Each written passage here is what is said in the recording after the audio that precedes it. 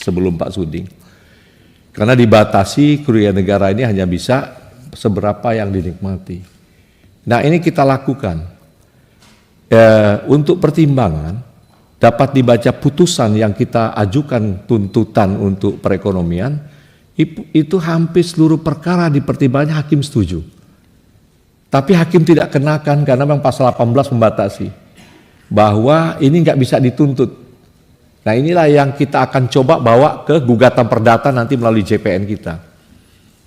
Tapi tujuan untuk pemiskinan sudah tepat. Nah itu kira-kira proses penanganan. Nah termasuklah penanganan-penanganan lain yang rembetannya terkait nanti ada perkara-perkara yang kita bisa ungkap besar. Itu selalu kita konsentrasikan dan fokus untuk pengembangan.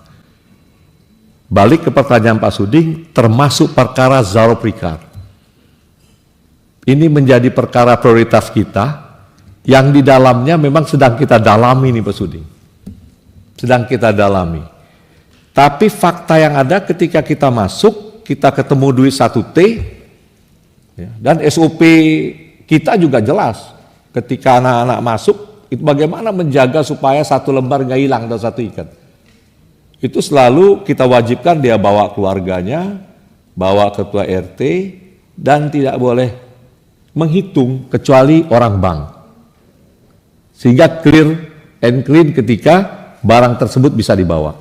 Ini kira-kira mekanisme berdalam yang saya buka sekarang di Komisi 3. Kira-kira seperti itu sehingga kita bisa jamin bahwa jaksa kita terjaga ketika membawa itu.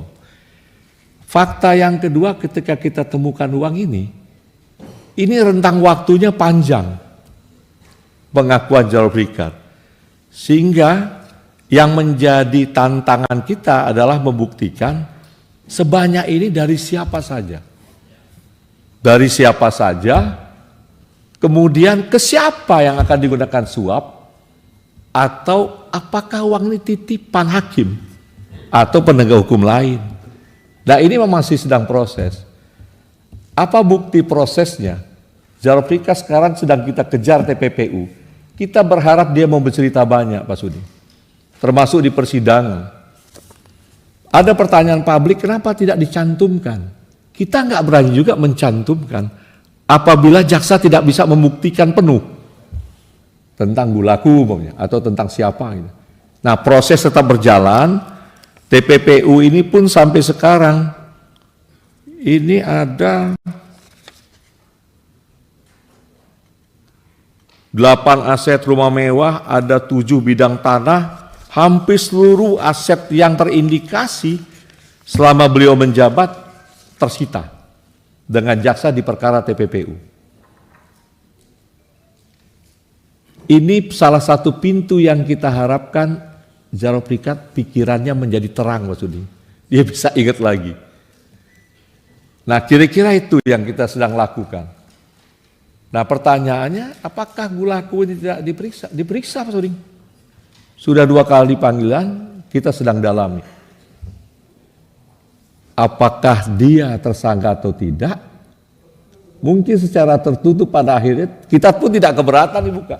Karena kita berkepentingan juga untuk berantas ini. Karena perintah Jaksa Agung jelas. Kalau bebas, gini Pak Jampitsus, kalau memang ada perkara yang dianggap penting sekali dalam hal proses penyidikan mau dibuka terang-terangan, kita tertutup. Kan gitu, nanti kita bikin. Tapi kalau memang masih bisa dijelaskan secara umum ya tetap terbuka. Ya silakan. Jadi saya pun tadi bilang ke Dirdik saya batasi karena ini terbuka. Kita juga nggak mau anak-anak kita di lapangan ini kesulitan nih. Tapi pada akhirnya nggak mungkin kita gantung, pasti ada keputusan nih. Tapi tolong beri waktu kami karena semua perkara ini tidak semua sama. Ada yang bisa singkat cepat kita lakukan, kejar CCTV, kejar apa cepat kita bisa buka. Tetapi ketika dia bicara saya dari tahun 2012, kita butuh waktu untuk men-tracing ini. Men-tracing ini dari alat bukti lain, selain dari secari kertas memang kita akui, ada tulisannya. Tapi barang bukti ini harus dihidupkan kembali oleh kekuatan alat bukti lain. Sedang kita dalami Pak Sudi. Kami mohon dukungan Komisi 3 mudah-mudahan ada juga masukan ke kita, sehingga kita juga bisa tertuntun dalam proses uang sebesar ini dan banyak. Yang jelas perintah kepada kami sudah jelas, bersihkan semuanya. Bersihkan semuanya agar kita harap bagaimana perintah untuk membersihkan BUMN, bersihkan Pertamina, bersihkan Krakatau Steel, ini bisa terlaksana dengan baik sepanjang rekan terdekat kami hakim dapat satu garis. Nah ini kira-kira, kami tidak ada keraguan sedikit pun, kami tidak ada yang ditutupi, cuma ini faktor teknis pembuktian. Teknis pembuktian yang kami pun tidak keberatan. Nanti pada satu waktu apabila Jaksa Agung menyampaikan, oke, tibalah saatnya kasus ini keputusan, diundang tertutup, kita akan buka semua BAP. Kita akan buka upaya kita. Tapi sekali lagi, kami butuh dukungan Komisi 3 untuk dapat menjelaskan ke publik bahwa ini sedang kita dalami.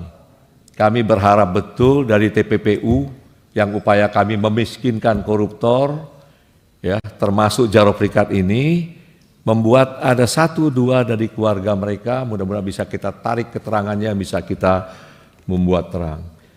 Kami jamin yang menjadi keinginan Komisi 3, menjadi keinginan kami juga, untuk bagaimana membersihkan dan menuntaskan. Yang kami juga kaget Pak Suding, anak buah kami mau pingsan menemukan uang sebanyak itu tergeletak di lantai satu tim. Jadi percayalah Pak Suding bahwa kita berupaya keras untuk melakukan pembuktian tersebut dan kami senang. Sekali lagi saya garis bawahi, saya senang betul kalau mau dikontrol Komisi 3 secara terbuka. Maksudnya dapat dialog terbuka, apa yang kita dalami, apa yang kita dapat. Karena terus terang kami butuh dukungan Komisi 3. Kami sangat butuh dukungan Komisi 3. Tapi kalau sekarang selain ini bisa dilakukan tertutup, kami belum sampai nih Mas Budi. Masih untuk keputusan terutama dari Lampung, Gulaku. Belum pada saatnya kita bisa, karena ada beberapa anak-anak yang sedang melakukan pendalaman di lapangan terhadap beberapa pihak yang kita curigai. Kira-kira itu, kemudian atau tunggu mungkin dari rekan-rekan Pak Pimpin. Baik, ada tambahan Pak Suding? Silakan Pak Suding. Iya, Pak Febri, yakinlah Komisi 3 itu memberikan dukungan penuh Pak, atas langkah-langkah yang dilakukan oleh Kejaksaan. Cuman memang kita agak prihatin ya, dalam konteks penegakan hukum kita saat ini, katakanlah seperti itu dengan kasus Jaro Prikat ini. Itu sekali lagi membuktikan bahwa keadilan itu sangat dipengaruhi oleh kekuasaan dan uang, kan begitu. Nah ini yang semangat dalam hal membersihkan ini, saya setuju Pak. Kejaksaan harus membersihkan ini, membongkar ini. Siap. Ya kan begitu. Karena masyarakat selalu menganggap bahwa keadilan berdasarkan ketuhanan, tapi kan keadilan berdasarkan uang, kan begitu. Nah ini harus dibongkar ini Pak. Nah sekali lagi Pak Febri, bahwa langkah yang dilakukan oleh Kejaksaan, kami dari Komisi 3, saya dari fraksi PAN memberikan dukungan penuh untuk itu ya, langkah-langkah yang telah dilakukan. Nah, pertanyaan terakhir Pak Febri, tentunya Bapak kan dalam hal menangani kasus-kasus seperti ini kan akan ada feedback ya dari orang-orang yang tidak merasa nyaman, katakanlah seperti itu. Nah, apakah selama ini Pak Febri dan kawan-kawan itu ada ancaman sehingga harus dijaga oleh TNI